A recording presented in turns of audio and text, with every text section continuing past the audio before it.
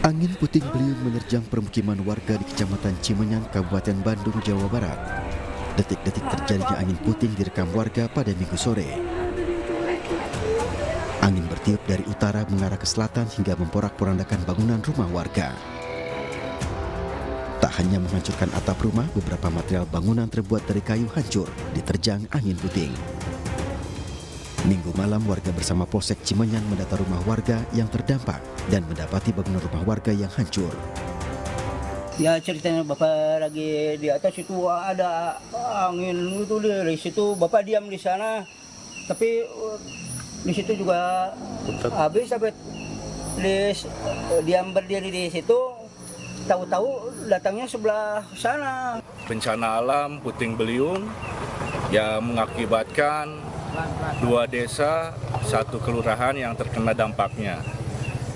Di 1 desa untuk Cimenyan sendiri sekitar 126 rumah untuk data sementara, untuk Mekar Saluyu sendiri sekitar 26 rumah, sedangkan untuk di 1 kelurahan Cibenying 1 kendaraan tertimpa pohon tumbang. Angin kencang yang menerjang wilayah Cimenyan, Kabupaten Bandung bukan kali pertama terjadi. Sebelumnya peristiwa serupa juga memporak-porandakan puluhan rumah warga. Warga diimbau untuk tetap waspada jika peristiwa angin kencang dapat kembali terjadi sewaktu-waktu. Dari Bandung, Jawa Barat, Puji Prayitno, iNews melaporkan.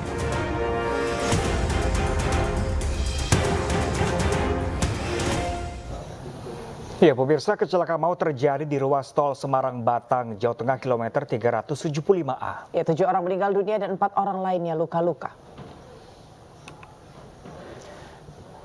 Kecelakaan maut di ruas tol Semarang-Batang, Jawa Tengah, kilometer 375A melibatkan 2 kendaraan, yaitu minibus Toyota Hiace yang menabrak truk trailer dari belakang. 7 orang meninggal dunia di lokasi kejadian dan 4 orang lainnya luka-luka dan dibawa ke rumah sakit Islam Kendal.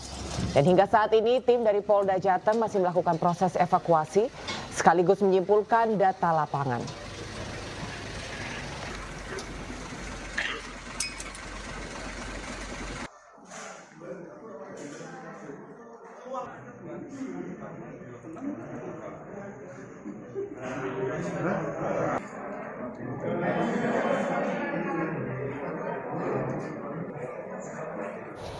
Dan pemirsa, untuk mengetahui informasi terkini, kita langsung bergabung pemirsa dengan rekan kami, rekan Edi Prayitno yang kini berada di ruas tol Batang, Jawa Tengah pemirsa.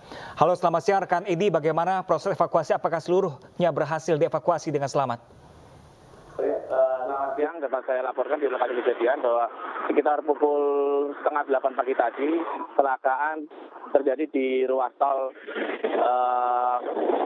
Batang Semarang di kilometer 375 yang melibatkan sebuah minibus yang menabrak bagian belakang truk trailer yang sedang berjalan di lajur kiri.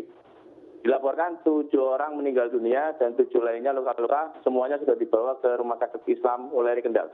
Demikian, Mas. Ya, rekan Edi, 7 orang yang meninggal ini berasal dari mobil yang mana, rekan Edi? Ya, korban semuanya berasal dari mobil minibus HS yang diduga itu sebuah travel yang mengangkut 13 penumpang. Setelah kecelakaan, mobil sempat terjun ke parit dan korban bagian terjepit bodi mobil yang riset akibat menabrak bagian belakang truk trailer. Begitu, Mas. Kalau untuk penyebab atau dugaan pasti kecelakaan ini apa? Ya, dapat saya laporkan juga bahwa informasi dari petugas kepolisian yang di lapangan yang sudah melakukan olah tempat kejadian, penyebab kecelakaan diduga akibat supir minibus yang mengantuk sehingga mobil yang berjalan dari arah barat menuju ke timur dari lajur kanan kemudian oleng ke lajur kiri dan menabrak bagian belakang truk trailer yang mengangkut besi. Demikian, Mas. Oke, rekan Edi, ini tepatnya pukul berapa rekan Edi ini kecelakaan terjadi? Ya. Kecelakaan terjadi tepatnya di pukul berapa rekan Edi pada hari ini?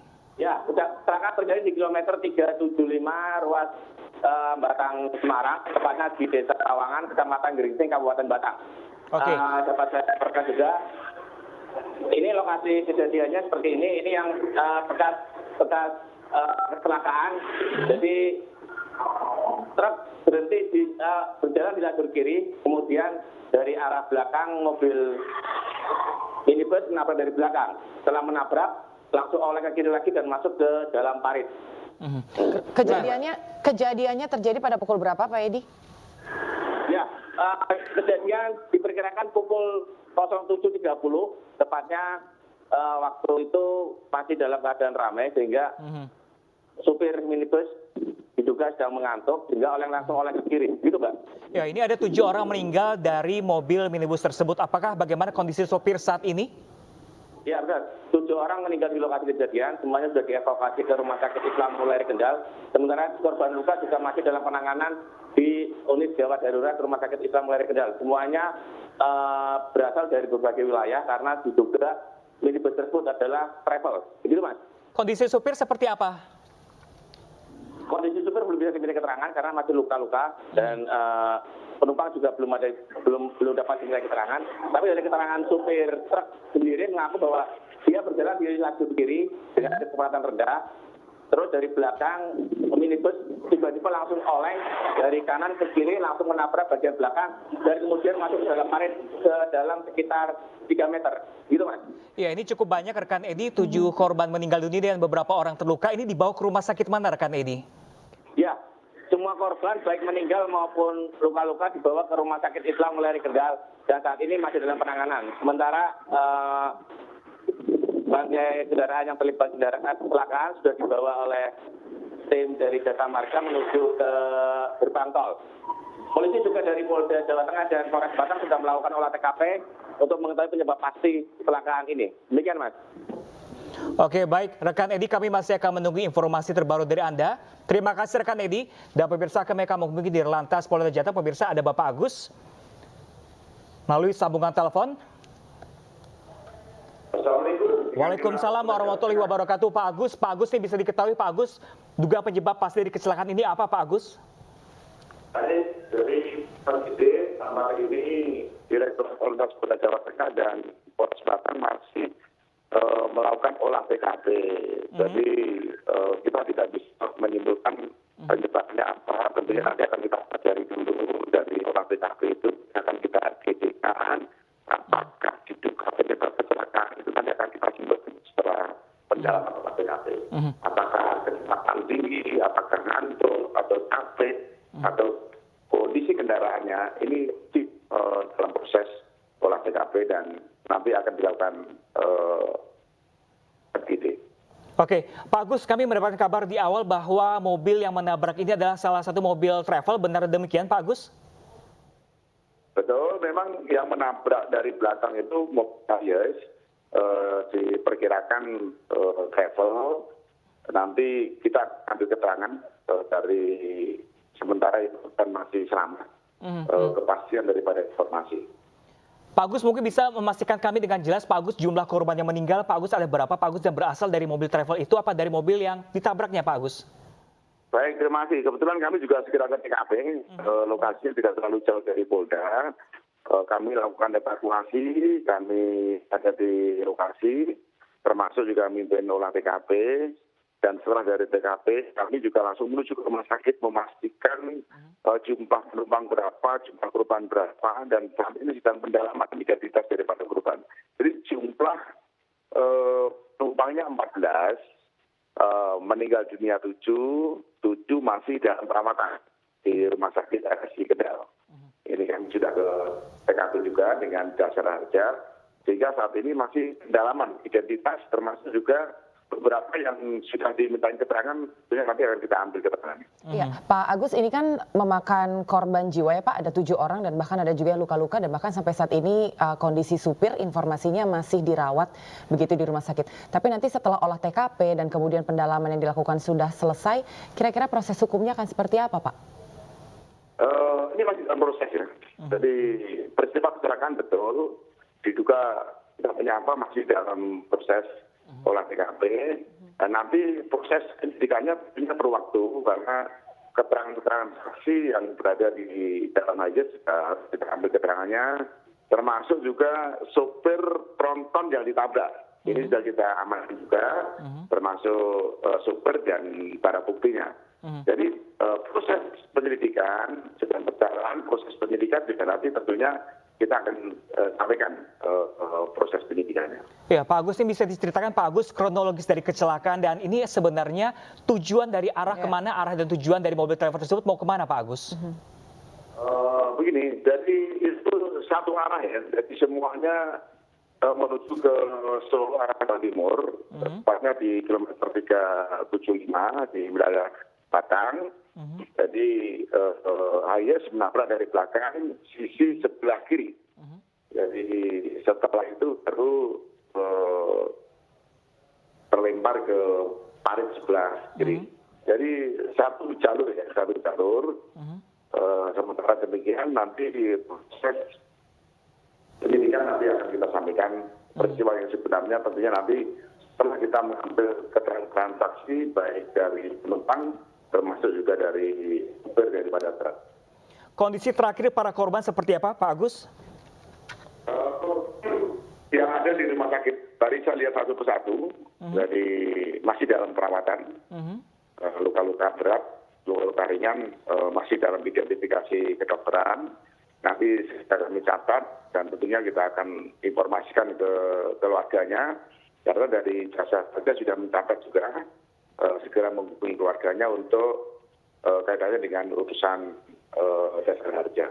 Oke, baik terima kasih banyak Pak Agus atas informasinya. Pak Agus, selamat bertugas kembali. Kami berharap juga ini para korban tetap selamat ya semuanya ya. Terima kasih banyak Pak Agus di Lantas Polda Jawa Tengah. Terima kasih Pak Agus. Ya pemirsa, kita beralih ke informasi lainnya. Pemirsa, menyusul kenaikan harga bahan bakar minyak atau BBM, ini puluhan supir angkutan kota dan elf di Majalengka, Jawa Barat mogok beroperasi. Ya, sementara di Kabupaten Maros, Sulawesi Selatan, tolak kenaikan BBM, puluhan mahasiswa blokir jalan dan bakar ban bekas.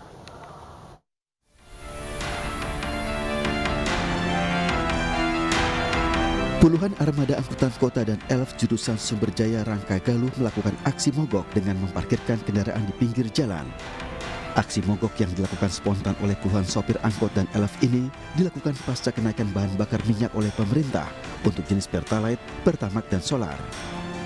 Para sopir melakukan aksi mogok menuntut kenaikan tarif dari semula Rp5.000 menjadi Rp7.000 dan tarif pelajar dari Rp2.000 menjadi Rp3.000 yang kini belum diputuskan oleh Dinas Perhubungan.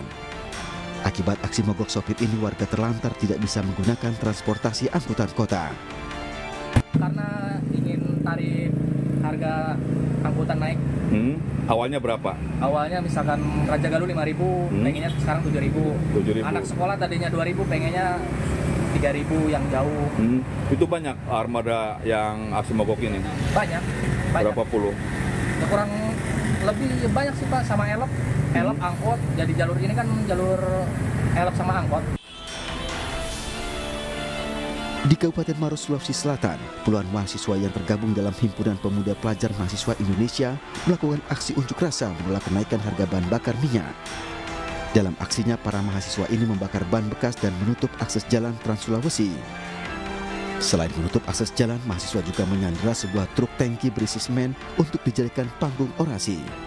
Aksi unjuk rasa ini sebagai bentuk penolakan terhadap kenaikan harga bahan bakar minyak yang telah diumumkan oleh pemerintah.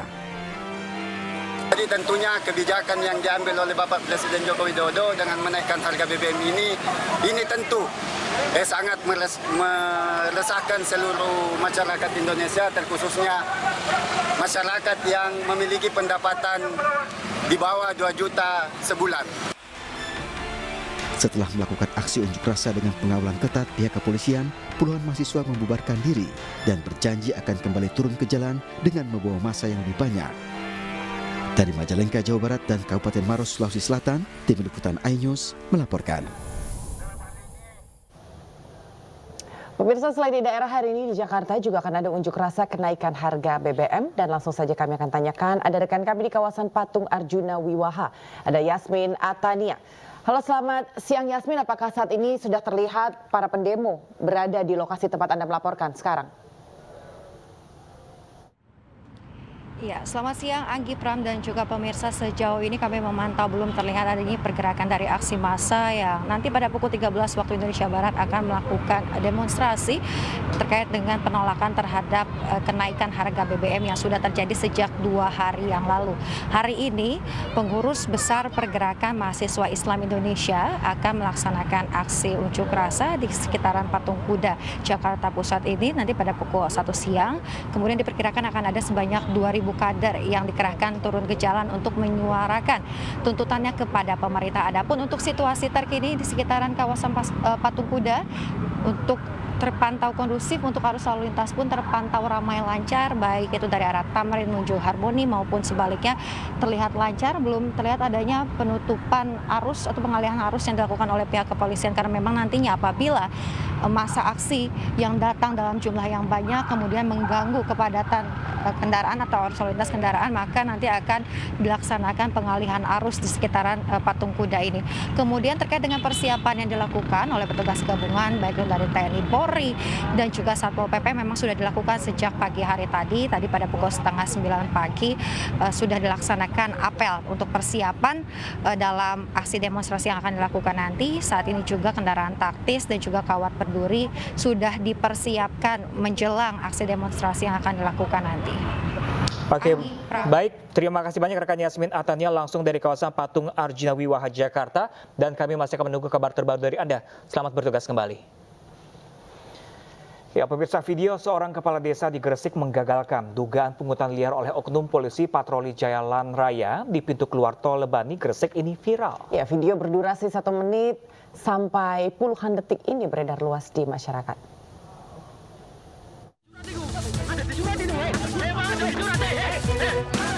Inilah video viral Sueb Wahyudi, Kepala Desa Sumber Rame, Kecamatan Waringin Anom, saat menggagalkan dugaan pungli oknum polisi PJR terhadap seorang pengemudi pick-up yang diduga meminta uang Rp500.000 di pintu tol keluar Desa Leban, Kecamatan Waringin Anom, Kabupaten Gresik, Jawa Timur. Video berdurasi 1 menit 40 detik ini menggambarkan perdebatan antara keduanya karena oknum polisi membantah tuduhannya. Namun setelah terjadi perdebatan, oknum polisi kembali masuk mobil dan kabur bersama mobil patrolinya. Peristiwa terjadi secara spontan dikarenakan Iba melihat nasib pengemudi mobil pick-up usai ditilang dan dimintai uang Rp500.000 oleh oknum polisi PJR. Cuma saya kasihan gitu aja loh. Kok bisa nih, cerek? Wong supir koyo nih piro ya. Hasilnya berapa? Terus diminta 500 itu. Menanggapi video yang sempat viral tersebut, Kabid Humas Polda Jawa Timur Kombes Pol Dirmanto menyatakan bahwasanya pihak kepolisian telah memintai keterangan dan klarifikasi dari pihak sopir ataupun perekam video. Sopir pick-up mengakui adanya pelanggaran peraturan lalu lintas yang dilakukannya, di mana STNK mati dan tidak membawa surat izin mengemudi, sehingga petugas PJR menindak pengemudi dengan sanksi tilang. Terkait adanya oknum polisi yang meminta uang yang disebutnya dalam video, Kabid Humas tidak membenarkan perihal tersebut dan polisi menilai sudah melakukan tugasnya. Pengemudi Pajero tersebut marah dan memprovokasi pengemudi pick up yang sudah ditilang oleh petugas PJR untuk membuat video dan memviralkan dengan alibi bahwa polisi PJR tersebut meminta sejumlah uang kepada oknum driver pick up tersebut. Padahal hal itu tidak benar.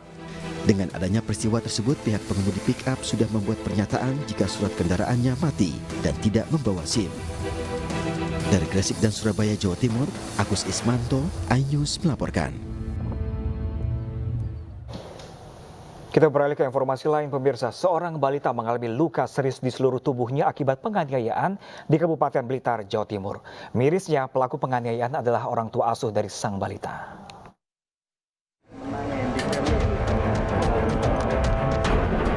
Balita berusia 3 tahun di Kecamatan Talun, Kabupaten Blitar harus menjalani perawatan intensif di Rumah Sakit Ngudi Waluyo Wlingi karena seluruh tubuhnya mengalami luka serius akibat dianiaya oleh orang tua asuhnya. Balita perempuan ini mengalami luka lebam di tubuh, di wajah, dan bekas luka bakar rokok. Penganiayaan dilakukan para pelaku selama 1 bulan terakhir. Awalnya korban dititipkan ke pelaku karena sang ibu hendak pergi ke luar negeri. Tidak hanya menderita luka fisik, korban juga mengalami trauma. diantar ibu asuhnya ini itu posyandu. Lah ini kader-kader posyandu itu melihat kok ada kejanggalan. Lah dari situ akhirnya saling namanya masyarakat bertetangga akhirnya saling menyampaikan kecurigaan-kecurigaan itu akhirnya sampai kepada neneknya. Akhirnya neneknya ini ya yang akhirnya itu tadi dengan alasan membawakan makanan sambil ingin melihat cucunya akhirnya ya sampai ketahuan itu. Penganiayaan karena pelaku kesal terhadap perilaku korban yang belum bisa diatur. Sementara Menteri Sosial mendengar kejadian ini mendampingi keluarga korban. Mensos memberikan pendampingan dan memulihkan psikologis sang anak. Karena kondisinya anaknya kayaknya trauma berat.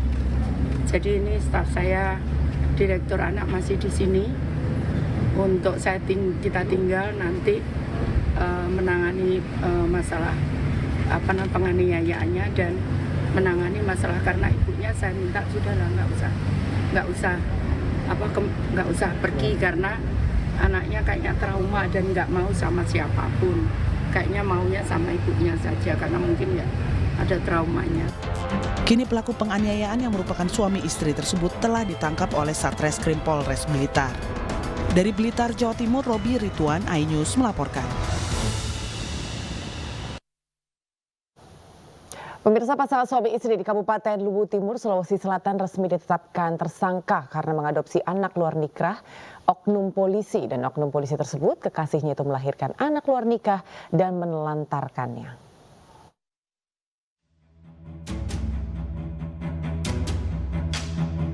Viral, pasangan suami istri di Luwu Timur, Sulawesi Selatan dijadikan tersangka karena mengadopsi anak sahabat. Pasangan suami istri tersebut Yulis dan Oki asal Sorowako.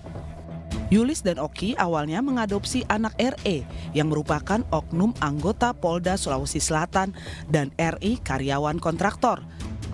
RE dan RI melahirkan anak di luar nikah dan nyaris ditelantarkan karena takut ketahuan keluarga. Bayi kemudian dirawat oleh Yulis dan suami selama 1,5 tahun. Yulis kemudian meminta RI mengurus dokumen anaknya namun ditolak dengan alasan takut rahasianya terbongkar. Setelah akte lahir dan nama bayi masuk ke kakak Yulis dan suami, RI kembali hamil anak kedua dengan oknum polisi tersebut. Setelah melahirkan, RI memberanikan menceritakan ke orang tuanya dan anak yang telah diberikan ke sahabatnya kembali diminta. Namun tak disangka orang tua RI mengetahui jika dalam dokumen akta kelahiran nama orang tua adalah Yulis dan Oki. Atas kejadian itu, Yulis dan suaminya dilaporkan ke pihak kepolisian. Yulis dan Oki ditetapkan tersangka atas pemalsuan dokumen. Saya ini bukan niat jahat. Saya hanya membantu anak yang awalnya dibilang dibuang sama orang tuanya. Tolong saya mau. Saya jangan dijadikan tersangka untuk kasus ini. Kita kalau memang lihat dulu bagaimana kronologisnya ini cerita. Meski sudah tersangka, namun Yulis belum ditahan dengan alasan kooperatif. Dari Kabupaten Luwu Timur, Sulawesi Selatan, Nasruddin Rubak, iNews melaporkan.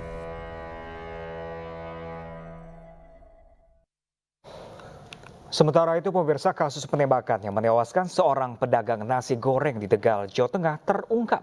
Pelaku ternyata adalah adik kandung korban sendiri yang mengaku disuruh oleh ayahnya.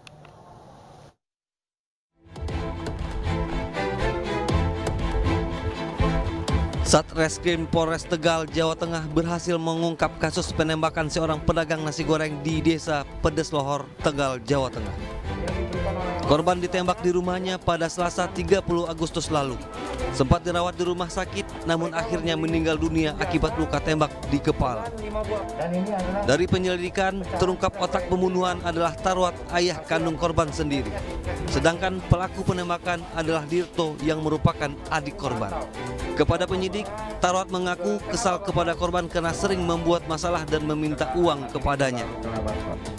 Tarwat kemudian meminta Dirto membunuh kakaknya dan memberikan uang 6 juta rupiah untuk membeli senapan angin yang digunakan untuk menembak korban. Dari keduanya, polisi menyita 1 buah senapan angin, proyektil peluru, dan sebuah sepeda motor. Dari keterangan saudari Dirto, dia melakukan atas petunjuk daripada orang tuanya atau Bapak Tarwat. Motif dari dilakukannya penembakan ini adalah akibat daripada kekesalan daripada Bapak Tarwat selaku orang tua korban, karena semasa hidupnya saudara Kasbari ini banyak merongrong atau menyusahkan orang tuanya, sehingga dibuatlah perencanaan pembunuhan ini bersama dengan Dirto, yang mana Dirto adalah anak. Kedua tersangka dijerat pasal 340 KUHP tentang pembunuhan berencana dengan ancaman hukuman mati atau seumur hidup. Dari Tegal, Jawa Tengah, Unibar iNews melaporkan. Ya, pemirsa, sidang kode etik para perwira polisi tersangka obstruction of justice atau menghalangi penyidikan pembunuhan Brigadir Yosua akan dilanjutkan pekan ini. Informasi akan hadir usai jeda. Tetap bersama kami pemirsa di iNews Siang.